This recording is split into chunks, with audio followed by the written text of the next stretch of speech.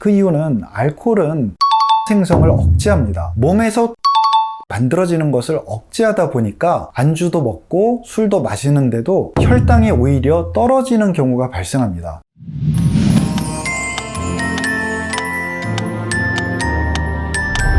안녕하세요, 장원장입니다. 오늘은 술과 다이어트에 대해서 알아보겠습니다. 이 술은 칼로리가 높기 때문에 다이어트 할 때 술을 마시면 안 된다고 보통 얘기를 하죠. 그런데 주변에 보면 매일 술을 마시는데도 불구하고 뚱뚱한 게 아니라 오히려 마른 사람들도 많습니다. 그런 걸 보면 술 때문에 살찌는 건 아닌 것 같아, 안주만 안 먹으면 되는 것 같아, 이렇게 스스로를 설득해 가면서 다이어트 중에도 술을 한 잔 하게 되죠. 자, 그래서 제가 오늘은 알코올 중독자들은 왜 말랐는지, 또 다이어트 중에 술을 마셔도 되는 건지 안 되는 건지, 마셔도 만일에 된다면 어떻게 마셔야 술을 통해서 살이 오히려 빠지게 되는 건지에 대해서 말씀드리도록 하겠습니다. 자, 흔히들 술 마시면 살찐다고 말할 때 내세우는 근거는 대체로 두 가지입니다. 술 자체의 칼로리가 높다는 것, 그리고 술 마실 때 먹는 안주가 대체로 고칼로리 음식이라는 것. 한 가지 더 추가하자면 술 취하면 나도 모르게 꾸역꾸역 많이 먹게 된다는 것도 있죠. 자, 하나하나 검증해 보겠습니다. 먼저 술 자체의 칼로리가 높냐? 네, 높습니다. 알코올은 그람당 7.9kcal니까 탄수화물보다 높고 지방보다는 조금 낮아요.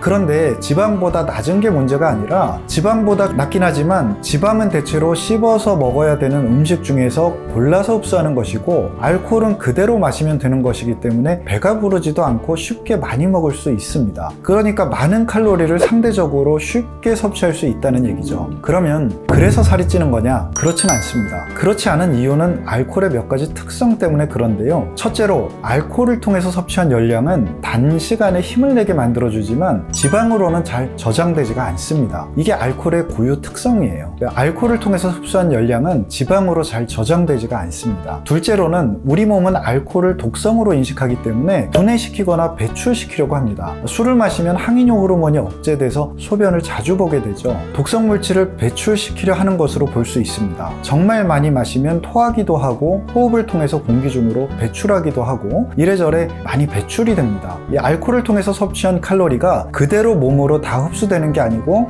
상당 부분 배출된다는 말이죠. 그래서 이 두 가지 특성 때문에 술 자체만으로, 그것 자체 때문에 살이 찐다고 볼 수는 없습니다. 정말 심한 알코올 중독자들은 거의 술만 마시죠. 음식을 거의 안 먹고요. 그런데 이런 분들은 대부분 다 몸이 말랐습니다. 그러니까 술 자체만으로 살이 찐다고 볼 수는 없는 거죠. 그럼 왜 살이 찌는 건가? 두 가지입니다. 첫째로는 술 마실 때 먹는 음식, 둘째로는 술 마신 다음날 먹는 음식. 이 두 가지 때문인데, 이 두 가지 음식은 평소보다 많이 먹게 된다는 특징이 있습니다. 이 필요한 칼로리보다 많이 먹게 돼요. 그 이유는 알코올은 포도당 생성을 억제합니다. 몸에서 포도당이 만들어지는 것을 억제하다 보니까 안주도 먹고 술도 마시는데도 혈당이 오히려 떨어지는 경우가 발생합니다. 실제로 평소에 혈당 조절이 잘 안 되시는 분들 중에서는 술하고 음식하고 다 먹었는데도 불구하고 오히려 당이 떨어져서 저혈당으로 병원에 오시는 분들이 있어요. 이게 평소에 혈당 조절이 잘 안 되시는 분들한테만 해당되는 것이 아니라, 평소에 건강하시다면 물론 병원에 실려오실 정도는 아니시겠지만 포도당 생성이 억제돼서 더 먹게 된다는 거죠. 그래서 술하고 음식을 한참 많이 먹고 새벽에 집에 들어가다가 또 24시간 설렁탕 집에 가서 설렁탕을 또 한 그릇 먹고 들어간다던가, 아니면 집에 가서 자기 전에 또 라면을 하나 더 끓여 먹고 잔다거나 하는 경우가 잘 생길 수가 있는데, 그렇게 하면 특히나 자기 직전에 먹어서 에너지를 쓰지 않고 지방으로 대부분 축적되게 됩니다. 이 알코올과 음식에 관해서는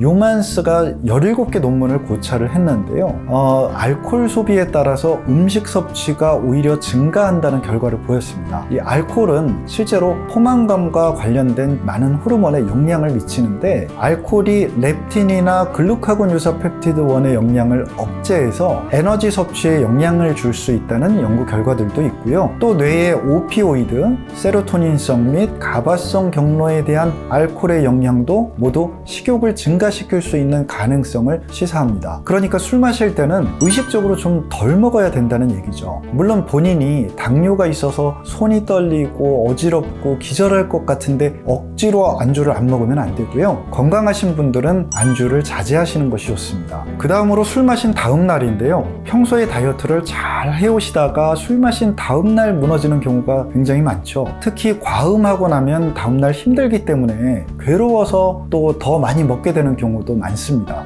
실제로 술 마신 다음 날 무리하다가 탈나는 경우도 많이 있고요. 힘든 것 참으시다가 과호흡 증후군으로 응급실에 가시는 경우도 많이 있습니다. 그래서 술 마신 다음 날은 어떻게 해야 되는가? 첫째로는 수분을 충분히 섭취해 주셔야지 됩니다. 술 마신 다음 날 아침에 체중이 오히려 줄어있는 경우도 있는데 그건 탈수 증상 때문에 그런 겁니다. 술을 마시면 항인효 호르몬의 작용이 억제돼서 소변으로 수분이 굉장히 많이 빠져나가게 되죠. 그걸 충분히 보충해 줘야 괴롭지 않고 몸에 무리도 안 가고, 그래서 몸이 괴로워서 폭식하는 일도 피할 수 있으니까 물을 충분히 많이 드셔주시는 것이 좋고요. 술 마신 다음 날은 단백질과 비타민 B도 충분히 보충해 줄 수 있는 음식을 드시는 것이 좋습니다. 폭식은 피하시고요. 자, 제가 지금 말씀드린 것만 잘 지켜주신다면 술을 많이 드셔도 적어도 건강의 다른 측면은 몰라도 살이 찌는 것은 방지할 수 있습니다. 물론 술을 많이 드시는 게 건강에 좋다는 뜻은 전혀 아니고요. 자, 오늘은 술과 다이어트에 관해 알아봤습니다. 다음 시간에는 더욱 흥미로운 주제로 찾아뵙겠습니다. 감사합니다.